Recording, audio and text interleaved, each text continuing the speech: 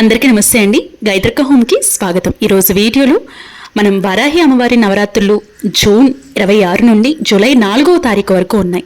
అయితే వారాహి అమ్మవారి యొక్క నవరాత్రులు చేసే కంటే ముందు మనం ద్వార పూజ అనేది చేసుకుంటాము. ఈ ద్వార పూజ ఎలా చేసుకోవాలి, అమ్మవారిని ఏ విధంగా ఆహ్వానించాలి అనేదంతా కూడా ఈరోజు వీడియోలో మీతో షేర్ చేసుకోబోతున్నాను. వీడియోని ఎక్కడే స్కిప్ చేయకుండా చూడండి. అలా అయితేనే మీకు డీటెయిల్గా అర్థమవుతుంది. మన ఛానల్ని ఫస్ట్ టైం చూస్తున్నట్లయితే వెంటనే సబ్స్క్రైబ్ చేసుకుని పక్కనే ఉన్న బెల్ బటన్ని యాక్టివేట్ చేసుకోండి. ఆషాఢ మాసంలో పాడ్యమి నుండి నవమి వరకు 9 రోజుల పాటు వారాహి నవరాత్రులు జరుపుకుంటూ ఉంటాము. ఈ వారాహి నవరాత్రులు చాలా శక్తివంతమైనటువంటి నవరాత్రులు. వారాహి అమ్మవారు చాలా మహిమగల దేవత. అయితే ఇంత శక్తివంతమైనటువంటి అమ్మవారి యొక్క నవరాత్రులు పూజించాలి అంటే అమ్మవారి అనుగ్రహం తప్పకుండా మన మీద ఉండాలి. అమ్మవారి పూజ ఒక్కరోజు చేసినా, అలాగే 9 రోజులు కూడా నిర్విరామంగా చేసినా కూడా అమ్మవారి యొక్క కరుణ మన మీద ఉంటుందండి. అది కూడా అమ్మవారి అనుగ్రహం ఉంటే మాత్రమే అమ్మవారి పూజ అనేది చేసుకోగలుగుతాము. అయితే అమ్మవారి పూజ అసలు ఎందుకు చెయ్యాలి అనే విషయానికి వచ్చినట్లయితే, మనకి ఏ పూజ చేసినా మనం మానసికంగా ప్రశాంతంగా ఉండటం కోసం, ఒక పూజలో మనం నిజంగా నిమగ్నమైతే ఒక ధ్యానంలాగా అనిపిస్తూ ఉంటుంది. అయితే వారాహి అమ్మవారిని పూజించటం వల్ల మనకి ఎన్నో రకాల ఫలితాలు అనేవి మనం చూడొచ్చు. జీవితంలో రకరకాల మార్పులు అనేవి జరగడం సహజం. కానీ ఆ మార్పులు అనేవి మంచివా చెడా అనేది మనం చేసుకునే పనుల మీద ఆధారపడి ఉంటుంది. అలాగే మనం చేసుకునే పూజల మీద కూడా ఆధారపడి ఉంటుంది. అదేవిధంగా మన జీవితంలో ఎలాంటి కష్టాలు ఉండకుండా, భూ సంబంధితమైన తగాదాలు ఉన్నవారికి, కోర్టు కేసులు చిక్కుకున్న వారికి, లేదు అంటే ఆరోగ్యపరమైనటువంటి ఇబ్బందులు ఉన్నవారికి, ఇంట్లో డబ్బు సమస్యలు ఉన్నవారికి ఈ పూజ మంచి ఫలితాలను ఇస్తుందండి. ఈ పూజ చేసుకోవటం వల్ల చక్కటి ఫలితాలు అనేవి చూడొచ్చు. అలాగే అమ్మవారి యొక్క అనుగ్రహం కూడా మన మీద ఉంటుంది. సంవత్సరం అంతా మనం ఎలాంటి పని తలపెట్టినా కూడా అందులో విజయాలు అనేవి సాధించగలుగుతాం. అయితే ఇంతటి శక్తివంతమైనటువంటి పూజ నిన్న ఆల్రెడీ వీడియో అప్లోడ్ చేశాను.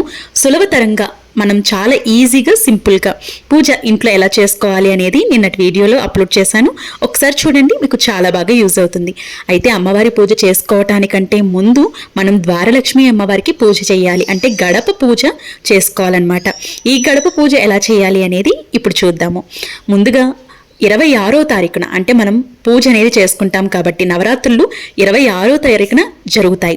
అఖండ దీపం కలశం పెట్టాలి అనుకున్నవారు ఉదయమే తెల్లవారుజామునే అమ్మవారికి అఖండ దీపం కలశం, అంటే గడప పూజ చేసి అఖండ దీపం కలశం పెట్టి పూజ అనేది చేసుకోవాల్సి ఉంటుంది. ఒకవేళ సాయంత్రం మీరు పూజ చేయాలి అనుకుంటే గనుక ఉదయం గడపకి చక్కగా పసుపు కుంకుమ రాసి అందంగా అలంకరించుకుని ద్వారలక్ష్మి పూజ చేసుకుని తర్వాత సాయంత్రం వేళ నిదానంగా పూజ అనేది చేసుకోవచ్చు.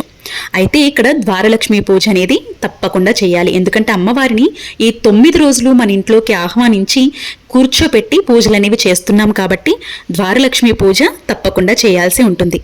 అయితే ఈ ద్వారలక్ష్మి పూజ ఎలా చేయాలనే విషయానికి వచ్చినట్లయితే, గడపకి చక్కగా శుభ్రం చేసుకుని, గడపని శుభ్రం చేసుకున్న తరువాత పసుపు రాసి కుంకుమ బొట్లు, బియ్య పిండితో ముగ్గులు పెట్టుకుని అందంగా అలంకరించుకోవాలి. ఇలా అందంగా అలంకరించుకుంటే మన గడప అనేది కలకలలాడుతూ ఉంటుంది, పచ్చగా ఉంటుంది. ఎవరింట్లో అయితే గడప అంటే సింహద్వారపు గడప కలకలలాడుతూ ఉంటుందో, ఇంటి ముందు అందంగా ముగ్గు వేసి ఉంటుందో, ఆ ఇంట్లో ప్రతి దేవత కూడా కొలువై ఉంటారు. అంటే సకల దేవతలు కూడా కొలువై ఉంటారట. ఎవరి ఇంట్లో నిత్యము కూడా దీపారాధన చేసి ఉంటారు, అక్కడ ముక్కోటి దేవతలు కూడా కొలువు తీరి ఉంటారట. కాబట్టి ఇంట్లో ఎప్పుడు కూడా పాజిటివ్గా ఉండాలి అంటే మనం పాజిటివ్గా ఉండే థాట్స్ ఉండాలి, పాజిటివ్గా ఉండే పనులు చేసుకుంటూ ఉండాలి.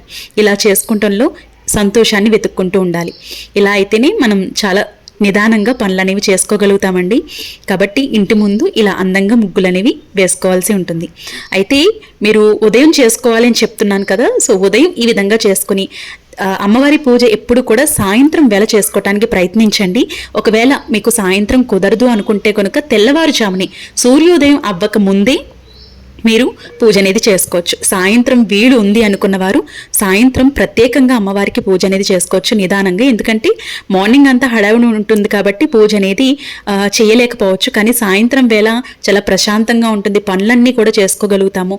చేసుకుని అమ్మవారి పూజ నిదానంగా మనసు లగ్నం చేసి పూజ అనేది చేసుకోగలుగుతాం. కాబట్టి సాయంత్రం చేసుకునే పూజ కాబట్టి అందరూ కూడా పూజ చేసుకుంటే బాగుంటుంది అని నా ఉద్దేశం. ఈ విధంగా అందంగా బయట ముగ్గు అనేది వేసుకున్న తరువాత ఇక గడప పూజ అనేది మొదలు పెట్టుకోవాల్సి ఉంటుంది. అలాగే నిన్న వారాహి అమ్మవారి నవరాత్రుల పూజలకి చాలామంది చాలా డౌట్స్ అయితే అడిగారండి. ఆ డౌట్స్ అన్నీ కూడా నిన్న వీడియో రూపంలో చేసి పెట్టాను.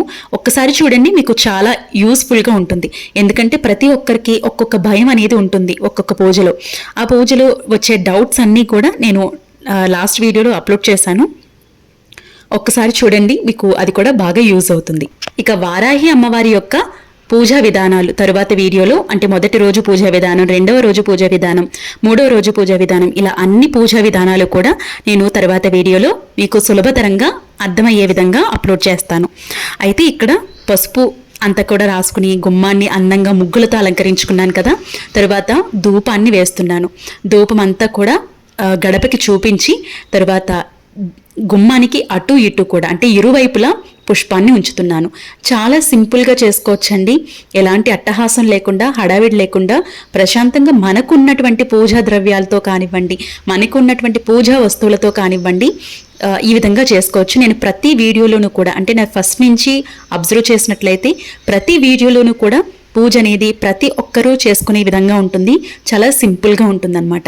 నేను ఎలా అయితే పూజ చేసుకుంటానో అలాగే నేను మీతో షేర్ చేసుకుంటాను. సో ఈ విధంగా చక్కగా గుమ్మంకి ఇరువైపులా కూడా పుష్పాలని ఉంచి అక్షింతలు వేసి పసుపు కుంకుమ సమర్పించి గడపకి నమస్కారం తెలియచేసుకోవాలి. తరువాత ఇరువైపులా కూడా దీపారాధన అనేది చేసుకోవాల్సి ఉంటుంది. తరువాత ఒక పండుని కానీ లేదంటే చిన్న బెల్లం ముక్కను కానీ నైవేద్యంగా పెట్టి హారతిని చూపించాల్సి ఉంటుంది. మరొక్కసారి ధూపాన్ని చూపించి ద్వారలక్ష్మి పూజ చేసుకుని వారాహి అమ్మవారిని ఇంట్లోకి ఆహ్వానించవలసి ఉంటుందన్నమాట.